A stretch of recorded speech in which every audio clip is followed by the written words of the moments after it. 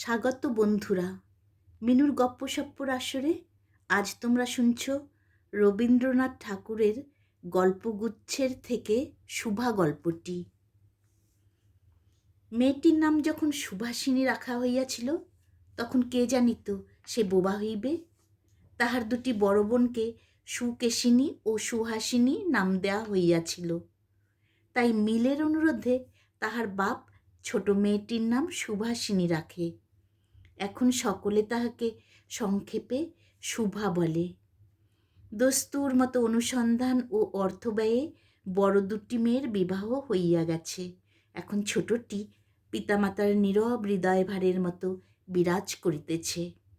যে কথা কয় না, সে যে অনুভব করে, ইহা সকলের মনে হয় না। এই জন্য তাহার সাক্ষাতেই সকলে তাহার ভবিষ্যৎ সম্বন্ধে দুশ্চিন্তা প্রকাশ করিত। সে যে বিধাতার অভিশাপ স্বরূপে তাহার পিতৃগৃহে আসিয়া জন্মগ্রহণ করিয়াছে, এই কথা সে শিশুকাল হইতে বুঝিয়া লইয়াছিল। তাহার ফলেই হইয়াছিল, সাধারণের দৃষ্টিপথ হইতে সে আপনাকে গোপন করিয়া রাখিতে সর্বদাই চেষ্টা করিত। মনে করিত, আমাকে সবাই ভুলিলে বাঁচি। কিন্তু বেদনা কি কেহ কখনো ভোলে? পিতামাতার মনে সে সর্বদাই জাগরুক ছিল। বিশেষত তাহার মা তাহাকে নিজের একটা ত্রুটি স্বরূপ দেখিতেন। কেননা মাতা পুত্র অপেক্ষা কন্যাকে নিজের অংশরূপে দেখেন। কন্যার কোনো অসম্পূর্ণতা দেখিলে সেটা যেন বিশেষ রূপে নিজের লজ্জার কারণ বলিয়া মনে করেন। বরঞ্চ কন্যার পিতা বাণীকণ্ঠ সুভাকে তাহার অন্য মেয়েদের অপেক্ষা যেন একটু বেশি ভালোবাসিতেন। কিন্তু মাতা তাহাকে নিজের গর্ভের কলঙ্ক জ্ঞান করিয়া তাহার প্রতি বড় বিরক্ত ছিলেন। শুভার কথা ছিল না, কিন্তু তাহার সুদীর্ঘ পল্লব বিশিষ্ট বড় বড় দুটি কালো চোখ ছিল, এবং তাহার ওষ্ঠাধর ভাবের আভাস মাত্রে কচি কিশলয়ের মতো কাঁপিয়া উঠিত। কথায় আমরা যে ভাব প্রকাশ করি, সেটি আমাদিগকে অনেকটা নিজের চেষ্টায় গড়িয়া লইতে হয়, কতকটা তর্জমা করার মতো। সকল সময়ে ঠিক হয় না, ক্ষমতাভাবে অনেক সময়ে ভুলও হয়। কিন্তু কালো চোখকে কিছু তর্জমা করিতে হয় না। মন আপনি তাহার উপরে ছায়া ফেলে, ভাব আপনি তাহার উপরে কখনো প্রসারিত, কখনো মুদ্রিত হয়, কখনো উজ্জ্বলভাবে জ্বলিয়া ওঠে, কখনো ম্লানভাবে নিবিয়া আসে, কখনো অস্তমান চন্দ্রের মতো অনিমেষভাবে চাহিয়া থাকে, কখনো দ্রুত চঞ্চল বিদ্যুতের মতো দিকবিদিককে ঠিকরিয়া ওঠে। মুখের ভাব বই আজন্মকাল যাহার অন্য ভাষা নাই, তাহার চোখের ভাষা অসীম উদার এবং অতল স্পর্শ গভীর, অনেকটা স্বচ্ছ আকাশের মতো উদয়াস্ত এবং ছায়ালোকের নিস্তব্ধ রঙ্গভূমি। এই বাক্যহীন মনুষ্যের মধ্যে বৃহৎ প্রকৃতির মতো একটা বিজন মহত্ব আছে। এই জন্য সাধারণ বালক বালিকারা তাহাকে এক প্রকার ভয় করিত, তাহার সহিত খেলা করিত না। সে নির্জন দ্বিপ্রহরের মতো শব্দহীন এবং সঙ্গীহীন। গ্রামের নাম চণ্ডীপুর। নদীটি বাংলাদেশের একটি ছোট নদী। গৃহস্থর ঘরের মেয়েটির মতো বহু দূর পর্যন্ত তাহার প্রসার নহে। নিরলসা তন্বী নদীটি আপন কুল রক্ষা করিয়া কাজ করিয়া যায়। দুই ধারের গ্রামের সকলেরই সঙ্গে তাহার যেন একটা না একটা সম্পর্ক আছে। দুই ধারে লোকালয় এবং তরুচ্ছায়া ঘন উচ্চতট। নিম্নতল দিয়া গ্রামলক্ষ্মী স্রোতস্বিনী আত্মবিস্তৃত দ্রুত পদক্ষেপে প্রফুল্ল হৃদয়ে আপনার অসংখ্য কল্যাণ কার্যে চলিয়াছে। বাণীকণ্ঠের ঘর নদীর একেবারে উপরেই। তাহার বাখারির বেড়া, আটচালা, গোয়ালঘর, ঢেকিশালা, খড়ের স্তূপ, তেঁতুলতলা, আম, কাঁঠাল এবং কলার বাগান নৌকাবাহী মাত্রেরই দৃষ্টি আকর্ষণ করে। কিন্তু এই গার্হস্থ্য সচ্ছলতার মধ্যে বোবা মেয়েটি কাহারও নজরে পড়ে কিনা জানি না। কিন্তু কাজকর্মে যখনই অবসর পায়, তখনই সে এই নদী তীরে আসিয়া বসে। প্রকৃতি যেন তাহার ভাষার অভাব পূরণ করিয়া দেয়। যেন তাহার হইয়া কথা কয়। নদীর কলধ্বনি, লোকের কোলাহল, মাঝির গান, পাখির ডাক, তরুর মর্মর সমস্ত মিশিয়া চারিদিকের চলাফেরা আন্দোলন কম্পনের সহিত এক হইয়া সমুদ্রের তরঙ্গ রাশির ন্যায় বালিকার চিরনিস্তব্ধ হৃদয় উপকূলের নিকটে আসিয়া ভাঙ্গিয়া ভাঙ্গিয়া পড়ে। প্রকৃতির এই বিবিধ শব্দ এবং বিচিত্র গতি, ইহাও বোবার ভাষা। বড় বড় চক্ষু পল্লব বিশিষ্ট সুভার যে ভাষা, তাহারই একটা বিশ্বব্যাপী বিস্তার। ঝিল্লির অপূর্ণ তৃণভূমি হইতে শব্দাতীত নক্ষত্র লোক পর্যন্ত কেবল ইঙ্গিত, ভঙ্গি, সঙ্গীত, ক্রন্দন এবং দীর্ঘ নিঃশ্বাস। এবং মধ্যাহ্নে যখন মাঝিরা জেলেরা খাইতে যাইত, গৃহস্থেরা ঘুমাইত, পাখিরা ডাকিত না, খেয়া নৌকা বন্ধ থাকিত, স্বজন জগৎ সমস্ত কাজকর্মের মাঝখানে সহসা থামিয়া গিয়া ভয়ানক বিজন মূর্তি ধারণ করিত, তখন রুদ্র মহাকাশের তলে কেবল একটি বোবা প্রকৃতি এবং একটি বোবা মেয়ে মুখোমুখি চুপ করিয়া বসিয়া থাকিত। একজন সুবিস্তীর্ণ রৌদ্রে, আর একজন ক্ষুদ্র তরুচ্ছায়ায়। সুভার যে গুটি কতক অন্তরঙ্গ বন্ধুর দল ছিল না তাহা নহে। গোয়ালের দুটি গাভী, তাহাদের নাম সর্বশী ও পাঙ্গুলি। সে নাম বালিকার মুখে তাহারা কখনো শুনে নাই, কিন্তু তাহার পদশব্দ তাহারা চিনিত। তাহার কথাহীন একটা করুণ সুর ছিল, তাহার মর্ম তাহার ভাষার অপেক্ষা সহজে বুঝিত। সুভা কখন তাহাদের আদর করিতেছে, কখন ভৎসনা করিতেছে, কখনো মিনতি করিতেছে, তাহা তাহারা মানুষের অপেক্ষা ভালো বুঝিতে পারিত। সুভা গোয়ালে ঢুকিয়া দুই বাহুর দ্বারা সর্বশীর গ্রীবা বেষ্টন করিয়া তাহার কানের কাছে আপনার গণ্ডদেশ ঘর্ষণ করিত এবং পাঙ্গুলি স্নিগ্ধ দৃষ্টিতে তাহার প্রতি নিরীক্ষণ করিয়া তাহার গা চাটিত। বালিকা দিনের মধ্যে নিয়মিত 3 বার করিয়া গোয়াল ঘরে যাইত, তাহা ছাড়া অনিয়মিত আগমনও ছিল। গৃহে যেদিন কোনো কঠিন কথা শুনিত, সেদিন সে অসময়ে তাহার এই মুখ বন্ধু দুটির কাছে আসিত। তাহার সহিষ্ণুতা পরিপূর্ণ বিষাদ শান্ত দৃষ্টিপাত হইতে তাহারা কি একটা অন্ধ অনুমান শক্তির দ্বারা বালিকার মর্মবেদনা যেন বুঝিতে পারিত, এবং সুভার গা ঘেঁষিয়া আসিয়া অল্পে অল্পে তাহার বাহুতে শিং ঘষিয়া ঘষিয়া তাহাকে নির্বাক ব্যাকুলতার সহিত সান্ত্বনা দিতে চেষ্টা করিত। ইহারা ছাড়া ছাগল এবং বিড়াল শাবকও ছিল, কিন্তু তাহাদের সহিত সুভার এরূপ সমকক্ষভাবে মৈত্রী ছিল না। তথাপি তাহারা যথেষ্ট আনুগত্য প্রকাশ করিত। বিড়াল শিশুটি দিনে এবং রাত্রে যখন তখন সুভার গরম কোলটি নিঃসংকোচে অধিকার করিয়া সুখ নিদ্রার আয়োজন করিত, এবং সুভা তাহার গ্রীবা ও পৃষ্ঠে কোমল অঙ্গুলি বুলাইয়া দিলে যে তাহার নিদ্রাকর্ষণের বিশেষ সহায়তা হয়, ইঙ্গিতে এইরূপ অভিপ্রায়ও প্রকাশ করিত। উন্নত শ্রেণীর জীবের মধ্যে সুভার আরও একটি সঙ্গী জুটিয়াছিল, কিন্তু তাহার সহিত বালিকার ঠিক কিরূপ সম্পর্ক ছিল তাহা নির্ণয় করা কঠিন, কারণ সে ভাষা বিশিষ্ট জীব। সুতরাং উভয়ের মধ্যে সমভাষা ছিল না। গোসাইদের ছোট ছেলেটি, তাহার নাম প্রতাপ, লোকটি নিতান্ত অকর্মণ্য। সে যে কাজকর্ম করিয়া সংসারে উন্নতি করিতে যত্ন করিবে, বহু চেষ্টার পর বাপ মা সে আশা ত্যাগ করিয়াছেন। অকর্মণ্য লোকের একটা সুবিধা এই যে আত্মীয় লোকেরা তাহাদের উপরে বিরক্ত হয় বটে, কিন্তু প্রায় তাহারা নিঃসম্পর্ক লোকেদের প্রিয় পাত্র হয়, কারণ কোনো কার্যে আবদ্ধ না থাকাতে তাহারা সরকারি সম্পত্তি হইয়া দাঁড়ায়।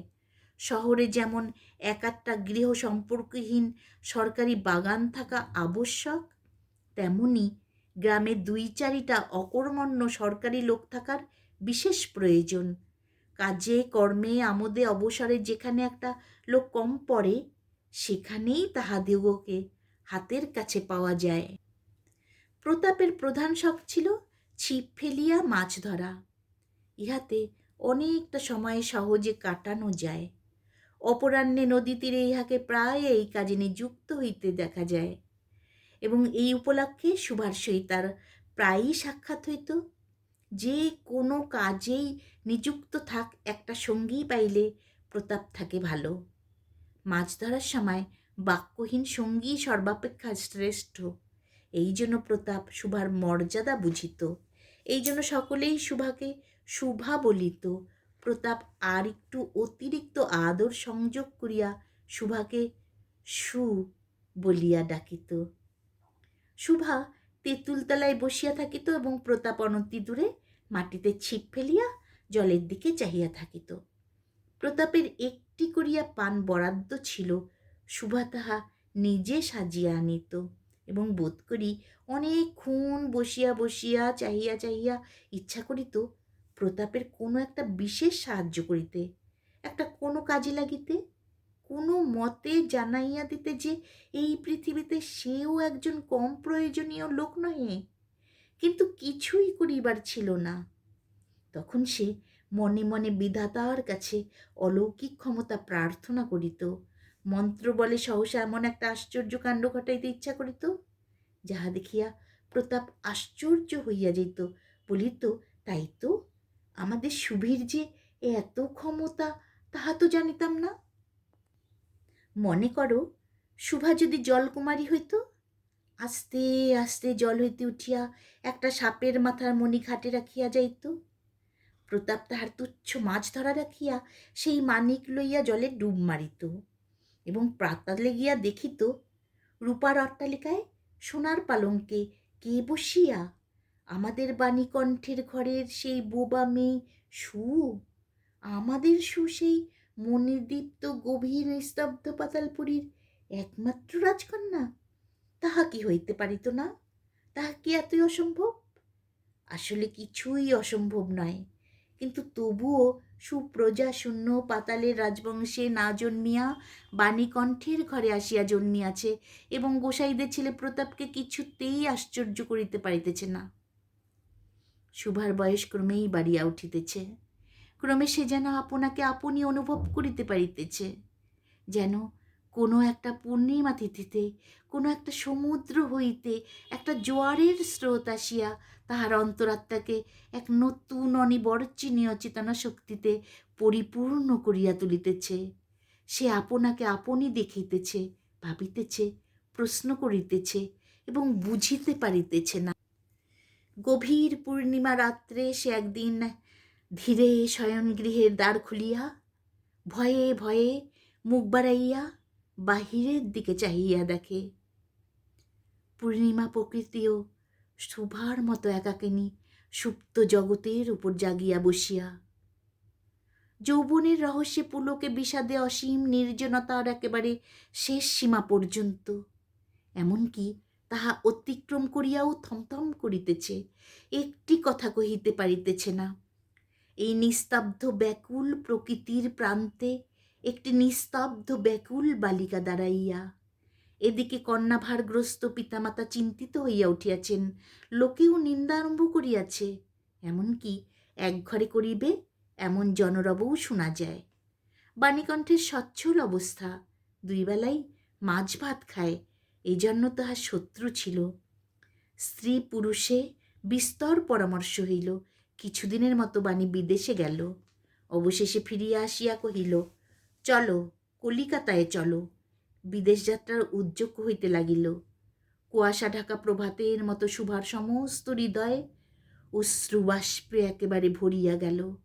একটা অনির্দিষ্ট আশঙ্কা বসে সে কিছুদিন হইতে ক্রমাগত নির্বাক জন্তুর মতো তাহার বাপ মায়ের সঙ্গে সঙ্গে ফিরিত।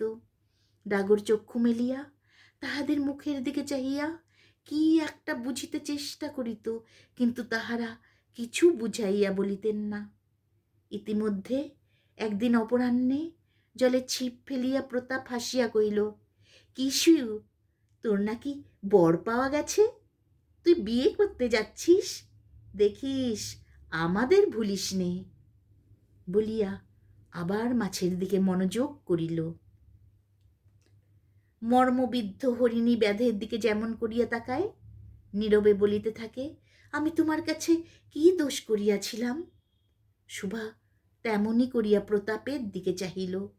সেদিন গাছের তলায় আর বসিল না।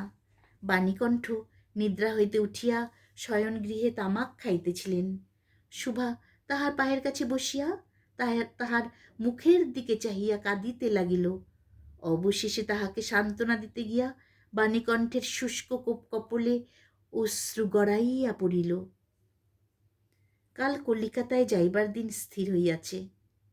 শুভা গোয়ালঘরে তাহার বাল্যসখীদের কাছে বিদায় লইতে গেল। তাহাদেরকে সহস্তে খাওয়াইয়া গলা ধরিয়া একবার দুই চোখে যত পারে কথা ভরিয়া তাহাদের মুখের দিকে চাহিল। দুই নেত্র পল্লব হইতে টপ টপ করিয়া অশ্রু জল পড়িতে লাগিল। সেদিন শুক্ল দ্বাদশীর রাত্রি। শুভা শয়নঘর হইতে বাহির হইয়া তাহার সেই চিরপরিচিত নদীতটে সস্প শয্যায় লুটাইয়া পড়িল। যেন ধরণীকে, এই প্রকাণ্ড মুখ মানব মাতাকে দুই বাহুতে ধরিয়া বলিতে চাহে, তুমি আমাকে যাইতে দিও না মা, আমার মতো দুটি বাহু বাড়াইয়া তুমি আমাকে ধরিয়া রাখো। কলিকাতার এক বাসায় শুভার মা একদিন শুভাকে খুব করিয়া সাজাইয়া দিলেন। আটিয়া চুল বাঁধিয়া খোপায় জরির ফিতা দিয়া অলঙ্কারে আচ্ছন্ন করিয়া তাহার স্বাভাবিক স্ত্রী যথাসাধ্য বিলুপ্ত করিয়া দিলেন। শুভার দুই চক্ষু দিয়া অশ্রু পড়িতেছে, পাছে চোখ ফুলিয়া খারাপ দেখিতে হয়, এজন্য তাহার মাতা তাহাকে বিস্তর ভৎসনা করিলেন, কিন্তু অশ্রুজল ভৎসনা মানিল না। বন্ধু সঙ্গে বর স্বয়ং কনে দেখিতে আসিলেন। কন্যার মা বাপ চিন্তিত শঙ্কিত শশব ব্যস্ত হইয়া উঠিলেন, যেন দেবতা স্বয়ং নিজের বলুর পশু বাছিয়া লইতে আসিয়াছেন। মা নেপথ্য হইতে বিস্তর তর্জন গর্জন শাসন করিয়া বালিকার অশ্রুস্রোত দ্বিগুণ বাড়াইয়া পরীক্ষকের সম্মুখে পাঠাইলেন। পরীক্ষক অনেকক্ষণ নিরীক্ষণ করিয়া বলিলেন, মন্দ নহে। বিশেষত বালিকার ক্রন্দন দেখিয়া বুঝিলেন ইহা হৃদয় আছে, এবং হিসাব করিয়া দেখিলেন যে হৃদয়ে আজ বাপ মায়ের বিচ্ছেদ সম্ভাবনায় ব্যথিত হইয়া উঠিয়াছে, সেই হৃদয়ে আজ বাদে কাল আমারই ব্যবহারে লাগিতে পারিবে। শক্তির মুক্তার ন্যায় বালিকার অশ্রুজল কেবল বালিকার মূল্য বাড়াইয়া দিল, তাহার হইয়া আর কোনো কথা বলিল না। পঞ্জিকা মিলাইয়া খুব একটা শুভলগ্নে বিবাহ হইয়া গেল। বোবা মেয়েকে পরের হস্তে সমর্পণ করিয়া বাপ মা দেশে চলিয়া গেল। তাহাদের জাতি ও পরকাল রক্ষা হইল। বর পশ্চিমে কাজ করে। বিবাহের অনতি বিলম্বে স্ত্রীকে পশ্চিমে লইয়া গেল।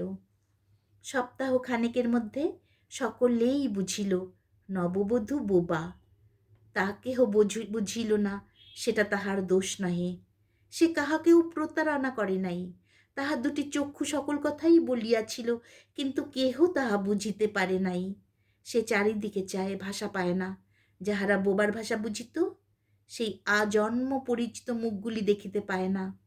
বালিকার চিরনীরব হৃদয়ের মধ্যে একটা অসীম অব্যক্ত ক্রন্দন বাজিতে লাগিল। অন্তর্যামী ছাড়া আর কেহ তাহা শুনিতে পাইল না।